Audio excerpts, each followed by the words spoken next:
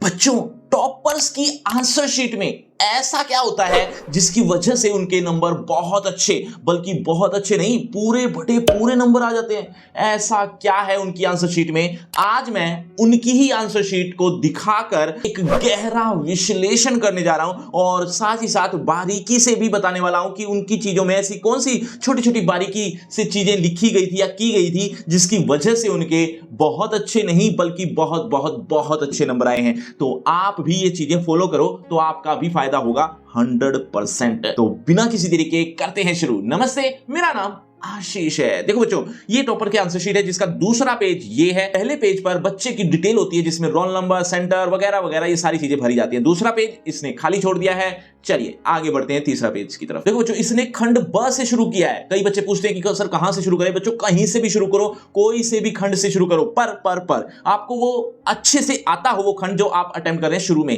कारण ये है कि अगर आपने शुरू में गलत इंप्रेशन दे दिया, आपको अच्छे से आता नहीं है, वही अटेम्प्ट कर दिया, तो एक गलत इंप्रेशन तो पहुंच ही गया जिसकी वजह से आपके नंबर बहुत कम होते चले जाते हैं। तो ये गलती मत करना। तो खंड ब से इसने शुरू किया, आप भी कहीं से भी शुरू करो जो आपको अच्छे से आता है।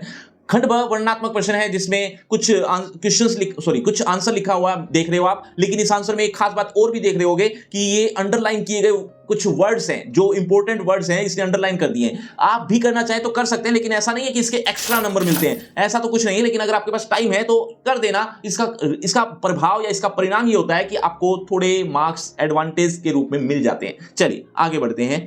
आगे देखेंगे तो यहां पर देखो, ध्यान से देखो, हर प्रश्न के बाद एक लाइन लगी हुई दिख रही होगी आपको। ये देखो, ये जो लाइन लगा रखी है स्केल से लगा रखी है, मैंने तो हाथ से लगाई, तो बिना स्केल से लगाई तो आपको टेढ़ी मेढ़ी दिख गई होगी, लेकिन उसने स्केल से लगा रखी है। तो आप भी अगर स्केल से लगाएं तो ज्यादा बेहतर है। अब ये काम आप लास्ट में करना, शुरू में करने बैठ जाओगे तो बहुत दिक्कत होगी। या साथ साथ करोगे, मतलब एक आंसर लिख दिया, फिर एक लाइन लगा दी, फिर एक आंसर लिखा, फिर एक लाइन लगा दी। ये जो लाइन लगाने का जो टाइम जा रहा है ना, ये आपका ही जा रहा है, इसमें और कोई एक्स्ट्रा टाइम मिलने वाला नहीं है। तो आप ये काम तब करना जब पूरा पेपर करने के बाद भी टाइम बच जाता है, तो ये काम तब पॉसिबल है और इससे थोड़ी प्रेजेंटेशन अच्छी हो जाती है और कुछ नहीं है। इसके बाद कुछ अच्छी चीजें अगर हम यहां नोट करें तो इसके 19वें प्रश्न की तरफ बढ़ते हैं। 19वें प्रश्न में देखो ध्यान से, ये विज्ञान के बढ़ते कदम, जो एक टाइटल कह सकते हो, एक टॉपिक का नेम कह सकते हो, वो इसने थोड़ा बड़े रूप में लिख दिया। उसका जो फॉन्ट साइज है थोड़ा बड़े रूप में लिखकर अंडरलाइन कर दिया। इससे क्या होता है, इससे इंप्रेशन अच्छा चला गया है कि जो भी टॉपिक, मतलब कई ऑप्शन मिलते हैं लिखने के लिए, तो जो भी टॉपिक इसने अटेम्प्ट किया उसको थोड़ा हाईलाइट कर दिया, थोड़ा अच्छे से लिख दिया है। उसके बाद नीचे उसके बारे में लिख दिया है। लेकिन एक बात ध्यान से नोट करी हो आपने कि राइटिंग बहुत कमाल की नहीं है इसकी। ध्यान से देखो, राइटिंग इसको बहुत कमाल की नहीं कहेंगे, एवरेज कह सकते हैं इसको। एक एवरेज राइटिंग है, बहुत बुरी तो नहीं है लेकिन बहुत अच्छी भी नहीं कहेंगे। आपके लिए मैं यही आंसर शीट क्यों लेके आया, हालांकि मेरे पास और भी थी जिसमें बहुत अच्छे नंबर भी आए हुए थे और कुछ अच्छी राइटिंग के साथ लिखे गए थे। ये आंसर शीट मैंने क्यों चुनी, क्योंकि ये बहुत अच्छी राइटिंग में नहीं है, एक एवरेज राइटिंग कह सकते हो। इस राइटिंग में बस एक खास बात है कि जो लिखा गया है ना, साफ साफ लिखा गया है, थोड़ा क्लियरली दिख रहा है, पढ़ा जा रहा है, बस इतना कर दो। अगर आपकी राइटिंग खराब है तो भी आपके अच्छे नहीं, बहुत अच्छे नंबर आ सकते हैं।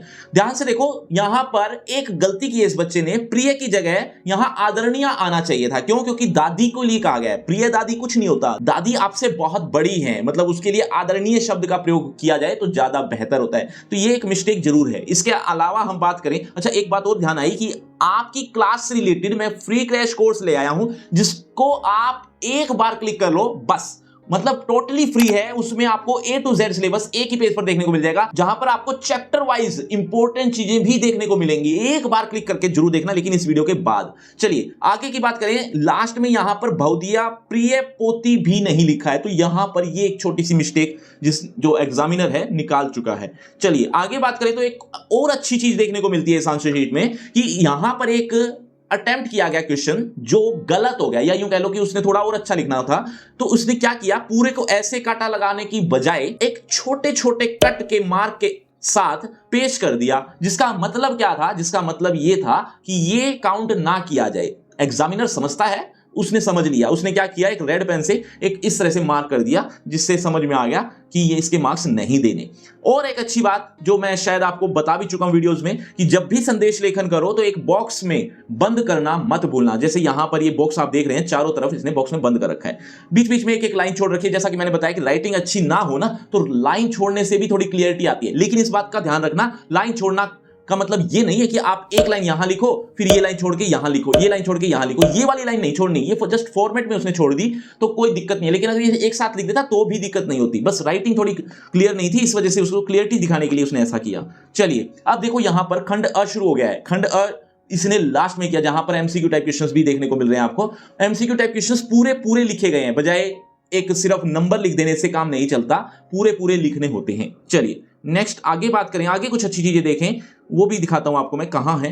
यहां पर देखो, अगर आप ध्यान से देखो तो एक एक लाइन का जो गैप लिया हुआ है हर क्वेश्चन के बाद, ताकि क्लियर मेंशन हो। ये बात मैं अभी थोड़ी देर पहले ही बता चुका हूं, लेकिन यहां पर वो तो फॉर्मेट की बात थी, यहां पर एक क्वेश्चन अटेम्प्ट की बात है। हर क्वेश्चन को अटेम्प्ट करने के बाद एक लाइन का गैप दे दिया ताकि क्लियरिटी हो, एक अच्छी प्रेजेंटेशन एग्जामिनर को दिखे। बच्चों जितना भी अभी तक मैं दिखा चुका हूं उसमें आप कितना % फॉलो करते थे, एक बार जल्दी से कमेंट में जरूर बताना। देखना चाहता हूं कितने बच्चे ऐसे हैं जो पहले से ही ये सारी चीजें फॉलो करते आ रहे हो। इसके अलावा जो आप देखेंगे, अब ध्यान से देखना, यहां पर ईमेल लेखन किया गया है।